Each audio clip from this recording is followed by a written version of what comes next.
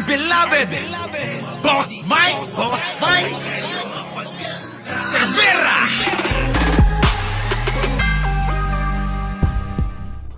Iginiit ni Senator Rodante Marcoleta na tila sa maling direksyon patungo ang mga desisyon ng gobyerno kaugnay ng suspensyon o unlinking ng mga digital apps mula sa mga online gambling platforms. Dahilan upang maling mga kumpanya ang pinupuntirya. Ayon kay Marcoleta, tila digital apps ang nagiging sentro ng desisyon ng gobyerno, gayong ang ugat naman ng problema ay ang umano'y kakulangan sa regulasyon ng Philippine Amusement and Gaming Corporation o PAGCOR.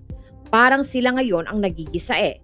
Bakit po sila ang idinidiin natin, hindi naman sila operator? Ang PAGCOR ang may regulatory powers dito, bakit hindi sila ang mauna na mag-regulate? Para nakikita ko po, we are all barking on the wrong tree, ang sabi ng senador sa isang pagdinig sa Senado. Idinagdag pa niya na hindi ang digital apps ang dapat targetin, kung hindi ang mismo mga online gambling operators na may lisensya mula sa PAGCOR. I did not expect na sila yung gigisahin. Hindi sila yung operator, let us be very reasonable here. Don't be harsh on anybody. Yung PAGCOR ang unahin natin dito. Sila yung nag-breakdown ng regulation, giit ni Marcoleta.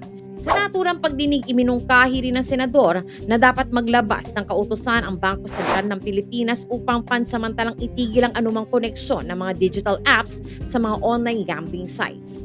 Sinabi naman ni BSP Deputy Governor Mamerto Tangonan na inaprubahan na ng Monetary Board ang isang polisiya na nag-aatas sa mga bangkong nasa ilalim ng direktang supervision ng BSP na alisin ang mga icons at links na nagdadala sa users sa mga online gambling platforms. Ngunit iginiit na Marcoleta na ang hakbang na ito ay pansamantala lamang at hindi sapat, lalo na kung bigo naman ang PAGCOR na gampanan ng tungkulin nito bilang pangunahing regulator ng mga online gambling operators. If they cannot regulate their own accredited and approved online game operators, and they are saying here that the problem is the illegals, why don't you go to the platforms, Mr. PAGCOR? Dagdag pa niya.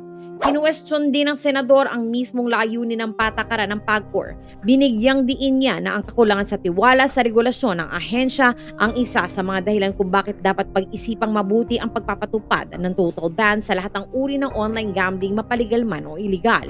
Hinimok din ni Marcoleta si PAGCOR Chair Alejandro Tenco na magsumite ng kumpletong listahan ng mga lisensyadong operator sa ilalim ng kanilang ahensya. Sa kabila ng panawagan para sa mas malawak na pagbabawal, binuksan ni Marcoleta ang usapin kung sino-sino ba talaga ang nasa likod ng mga online gambling platforms na ayon sa kanya ay maaaring maging dahilan upang mapunto nito ang mas malalim na ugat ng naturang issue. Bagamat kinikilala niya ang partisipasyon ng mga digital apps dahil sila ang nagpoproseso ng mga bayad, iginiit ng senador na limitado ang papel ng mga ito at mayroong mahigpit na compliance protocols. Kaya't dapat umanong unahin ang PAGCOR sa investigasyon. Matatandang ilang senador ang naghain ng panukala sa muling pagbubukas ng sesyon ng Senado upang ipatupad ang total ban sa lahat ng uri ng gambling sites sa bansa. Sa ngalan ni Boss Mike Cervera, ako po si Auntie Mama, also known as Anino TV, na nagsasabing mahalin po natin ang ating kapwa, ipagdasal po natin lagi ang ating bansa. Magandang umaga, magandang hapon at magandang gabi saan man dako ng mundo naroon kayo, at syempre magandang buhay na rin para sa ating lahat. Maraming salamat po. Our beloved Boss Mike Cervera.